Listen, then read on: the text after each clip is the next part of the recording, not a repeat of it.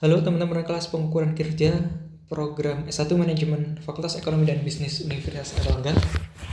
Terkait dengan konsep balance scorecard dan strategi MIP yang telah teman-teman pelajari bersama di minggu 12-13 dan juga tugas yang telah teman-teman lakukan atau kuis yang sudah teman-teman sampaikan di aula. Terkait dengan konsep balance scorecard dan strategi MIP ini, saya akan memberikan feedback yang akan memberikan brief tentang bagaimana membaca dan membuat balance scorecard dan strategi map itu sendiri. Ini adalah kasus yang sudah teman-teman kerjakan bersama di aula, yakni tentang satu perusahaan di UK, perusahaan telekomunikasi di UK yang telah mengimplementasikan balance scorecard dan strategi mapnya kepada dan mengkomunikasikannya kepada para stakeholdernya. Dalam memahami suatu balance scorecard dan strategi map, pertama teman-teman bisa menjelaskan atau melihatnya dari atas ke bawah dulu. Jadi ketika menghadapi kasus di mana ada balance scorecard dan strategi map yang diberikan kepada teman-teman, maka teman-teman mention atau teman-teman sebut apa yang menjadi cita-cita perusahaan. Lalu bagaimana misinya, jadi visi misinya itu disampaikan terlebih dahulu. Lalu dalam mencapai visi misi tersebut, apa yang menjadi prioritas strategi dari perusahaan tersebut di tahun tersebut, dan apa yang menjadi capaian strategis dari masing-masing strategic priorities tersebut. Maka kita bisa mengklasifikasikan setelah menjelaskan tentang visi misi atau menyebutkan kedua hal tersebut, kita memahami bahwa sebenarnya ada konteks strategic priorities yang diturunkan menjadi strategic result tertentu. Jadi dalam hal ini kita menemukan atau kita bisa mengkomunikasikan bahwa terdapat 3 strategic priorities yang diturunkan menjadi capaian tertentu, capaian strategis tertentu. Di sini kita memiliki 3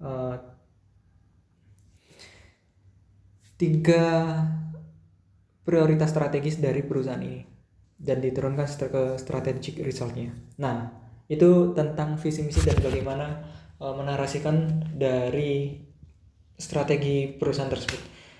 Di balance scorecard dan strategi mapnya, teman-teman bisa melakukan pendekatan dari bawah ke atas.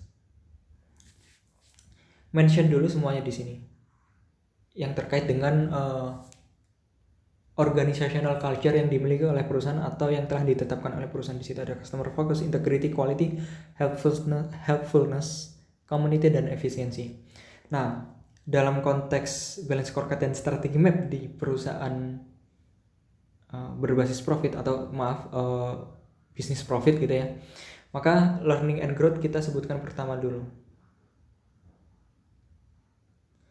Di sini ada 3 capaian utama yang harus di deliver oleh perusahaan. Itu sebutkan semua. Dan lalu sebutkan KPI-nya atau indikator utama yang akan diukur oleh perusahaan dalam mengadres atau menangkap atau mengukur capaian-capaian dalam learning and growth ini atau organizational capacity. Di sini kita bisa berpikir seperti ini. Oke, improve teknologi diukur oleh teknologi training index, improve supply chain oleh supply chain efficiency index, dan kita sebutkan targetnya. Lalu di situ kita bisa menemukan bahwa ada project, program, atau inisiatif yang dilakukan oleh perusahaan untuk melakukan improvement atau melakukan mencapai capaian-capaian yang sudah ditetapkan. Jadi 3 ini diukur oleh 3 KPI ini atau 3 indikator ini dengan target ini. Jadi ketika kita ngomongin tentang target pasti ada kuantifikasinya atau ada indikator yang sangat spesifik gitu ya. Nah, ini semua dilakukan programnya melalui 2 ini. Oke, begitu seterusnya. Nah, dalam melihat panah-panah seperti ini, kita bisa memahami bahwa ketika perusahaan dalam perspektif learning and growth telah mengimprove knowledge and skill, mengimprove teknologi, dan mengimprove rantai pasok oleh perusahaan itu sendiri. Ini akan berdampak pada proses bisnis internalnya. Oke, ini semua akan mempengaruhi proses bisnis internalnya, yang mana dalam pengukuran proses bisnisnya nanti itu akan diukur oleh 4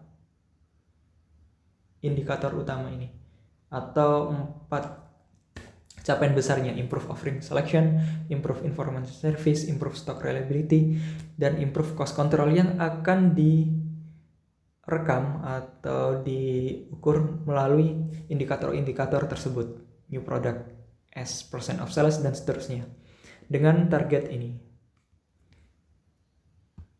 Dan ini adalah cara perusahaan untuk melakukan ataupun mengimplementasikan program inisiatif untuk mencapai capaian-capaian tersebut. Lalu kita akan lanjut lagi ke perspektif yang selanjutnya, bahwa ketika kita sudah mengimprove offering selection, seterusnya mengimprove cost control dalam konteks customer, itu semua akan meningkatkan kejelasan dari offer yang akan diberikan oleh perusahaan, dan akan meningkatkan kualitas persepsi dari pasar itu sendiri, dan juga akan meningkatkan kepuasan pelanggan. Nah, hal yang sama juga teman-teman lakukan di sini. Oke. Nah, ada beberapa hal yang memang bisa jadi 1-2 indikator atau 1-2 strategic objektif atau 1-2 capaian dalam masing-masing perspektif itu bisa langsung mempengaruhi capaian akhir dari perusahaan, yakni dalam konteks finansial di sini. Nah, bisa kita lihat semua inisiatif ataupun semua targetan yang sudah dilakukan tadi, ujungnya ketika ada di perusahaan atau di organisasi berbasis profit gitu ya, itu akan meningkatkan revenue, profitability, dan menurunkan operating cost yang diukur melalui KPI ini, dengan target ini, dan dengan inisiatif atau program ini. Jadi ketika melihat balance scorecard atau strategi map seperti ini, teman-teman bisa melakukan ataupun menarasikan dulu apa yang menjadi visi misi dan strategic priorities perusahaan dari atas turun ke bawah. Lalu dalam konteks balance scorecard dan strategi mapnya, untuk memahami bagaimana logik atau bagaimana perusahaan akan melakukan aktivitas-aktivitas di masing-masing perspektif yang akan berdampak pada ujungnya akan berdampak pada kekuatan finansial perusahaan, maka teman-teman bisa melakukan pendekatan dari bawah ke atas tadi. Sebutkan strategic objektifnya, lalu sebutkan KPI-nya, di masing-masing KPI itu apa targetnya, dan apa project atau inisiatif program yang akan dilakukan oleh perusahaan untuk memastikan bahwa apa yang menjadi sasaran strategis di masing-masing perspektif itu diimplementasikan oleh program atau inisiatif tertentu. Ini adalah feedback yang saya berikan terkait dengan tugas atau kuis kalian di minggu 13. Oke, itu hanya untuk membacanya. Nah, kalau konteks lebih detail dalam implementasi atau lebih advance gitu ya, bagaimana cara menyusunnya? Dengan pendekatan yang sama dalam balance scorecard dan strategi map, teman-teman bisa menyebutkan atau dari perusahaan teman-teman sendiri, atau dari bisnis teman-teman, atau dari kasus yang teman-teman konstruksi sendiri, perusahaan apapun itu, teman-teman bisa menyebutkan apa yang menjadi cita-cita perusahaan. Oke, di situ. Coba kita ambil yang dekat dengan kita. Coba ada kedai kopi di Universitas Airlangga, di sekitar Jalan Airlangga. Apa cita-cita perusahaan ini, atau apa cita-cita kedai kopi ini? Cita-citanya adalah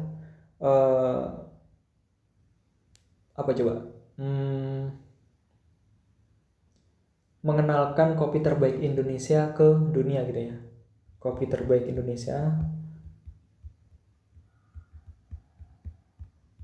Oke, meskipun dia baru UMKM, tapi cita-citanya sudah besar. Jadi dia ingin mengenalkan kopi terbaik Indonesia untuk ke dunia.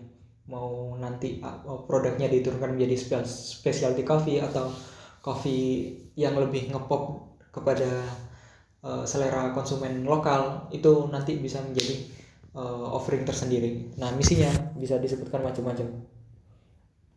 1, 2, 2, 3 dan seterusnya. Nah, ketika kita ngomongin balance scorecard dan strategi map, kita harus melekatkan konteks tahun ya teman-teman. Jadi yang menjadi sedikit koreksi ataupun sedikit kritik untuk balance scorecard dan strategi map yang teman-teman kerjakan sebelumnya atau yang kita bahas barusan itu adalah di situ nggak ada kejelasan ini tahun kapan lalu bagaimana tahun sebelumnya gitu ya.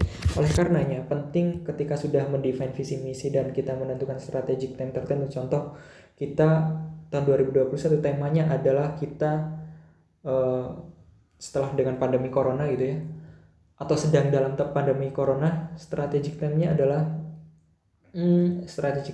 adalah kita contohkan let's say survive and rebound for sustainability gitu ya. Jadi kedai kopi ini setelah apa yang dia lalui di tahun 2020, di tahun 2021 dia ingin bangkit dengan sales yang lebih baik, customer engagement yang lebih baik untuk bisnisnya agar berkelanjutan di masa-masa yang mendatang. Nah, kita sebutkan lagi nanti di sini di bagian sini organization culture-nya apa dulu. Jadi respect to people, let's say kayak gitu, respect to sistem. Umpama ini hanya permisalannya.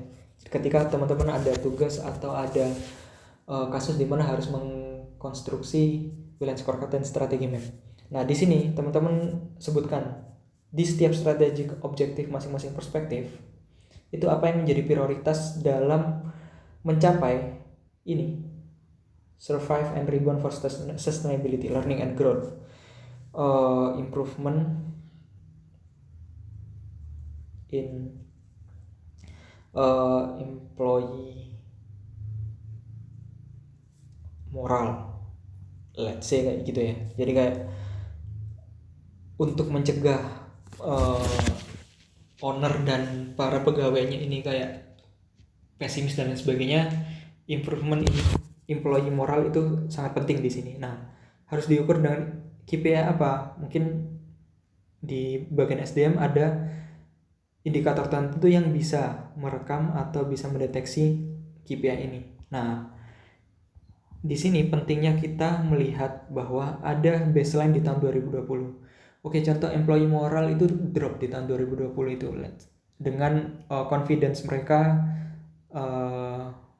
ini bisa teman-teman cross check atau teman-teman verifikasi atau teman-teman kritisi indikator tertentu di bagian SDM gitu ya. Let's say baseline 2020 50% confidence level gitu. Kalau ada gitu ya. Nah, target 2021 ketika tahu bahwa baseline-nya setelah diukur itu 50%. Nah, kita targetkan, kita kan pengen rebound dan sustainability. Kita pengen ada di angka 90%. Apa inisiatif programnya? Let's say outbound and training gitu ya. Or apresiasi. Nah, kayak gitu. Terus kayak internal proses, survive, rebound, and sustainability. Berarti kita pengen di bagian operation mungkin lebih minimum waste kayak gitu. Di bagian customers ini tentang apa? Customer engagement. Dilihat dari engagement di sosial media maupun di dunia nyata waktu surfing mereka, contohnya customer satisfaction juga. Lalu karena dia pengen rebound, maka yang menjadi aspek penting dari finansial adalah sales dan profit, kayak gitu. Nah, ini semua harus ada. Ini lanjut ke KPI di sini. Tapi strategic objektif tadi apa? Improvement in apa gitu? Improvement in sales and profit, improvement in customer engagement and satisfaction, dan minimizing waste, let's say minimizing waste. Jadi hal-hal yang bin yang nggak terolah atau banyaknya resource yang tidak terpakai itu bisa diminimalkan oleh perusahaan. Nah, baseline-nya harus diukur juga di sini. Sales and profit minus 100, profit minus 50 kayak gitu. Nah, targetnya ini harus plus dan seterusnya. Lalu apa inisiatif programnya? Seterusnya kayak gitu. Ingat ya, dimulai dari bawah ke atas. Oke, ini diisi semua. Ini diisi, ini termasuk inisiatif programnya. Sehingga kita bisa merancang satu balance scorecard dan strategi map untuk level apapun, baik untuk level UMKM maupun nanti perusahaan, untuk organisasi non-profit dan seterusnya. Jadi ini adalah feedback saya untuk konsep balance scorecard dan strategi map ketika harus dikaitkan dengan kasus tertentu. Tadi di yang lalu, nah ini teman-teman sudah bisa menarasikan atau membaca bagaimana sistematika yang tepat untuk menjelaskan suatu balance scorecard dan strategi map. Lalu saya berikan contoh bagaimana kedai kopi di Jalan Airlangga gitu ya merancang balance scorecard dan strategi map tertentu untuk tahun 2021. Dengan tadi ya, nanti bisa teman-teman detailkan lebih lanjut kalau teman-teman kayak pengen ngulik atau pengen berimprovisasi atau pengen mengimplementasikan kreativitas teman-teman dalam merancang balance scorecard dan strategi map untuk perusahaan atau bisnis kalian. Yang jelas define dulu visi misi dan tema strategis atau capaian strategis level corporate-nya sini. Lalu teman-teman define apa yang menjadi keunggulan budaya teman-teman semua. Dan dari learning and growth ke finance saya lakukan pendekatan dari bawah ke atas secara sistematis. Strategic objektifnya apa dulu, diukur dengan KPI apa, baseline tahun 2020 itu apa, riwayat tahun 2020 itu kinerjanya seperti apa, lalu improvement di tahun 2021 sebagai target dari improvement itu sendiri apa, dilakukan dengan program apa, kayak gitu. Oke, semoga bermanfaat feedback ini dan bisa teman-teman implementasikan di dunia nyata untuk bisnis teman-teman atau bisnis teman-teman kalian sendiri setelah kalian memahami bagaimana konsep atau cara berpikir ini bisa dimanfaatkan gitu ya. Terima kasih, mohon maaf untuk kurang-kurangnya atau salah katanya. Wassalamualaikum warahmatullahi wabarakatuh.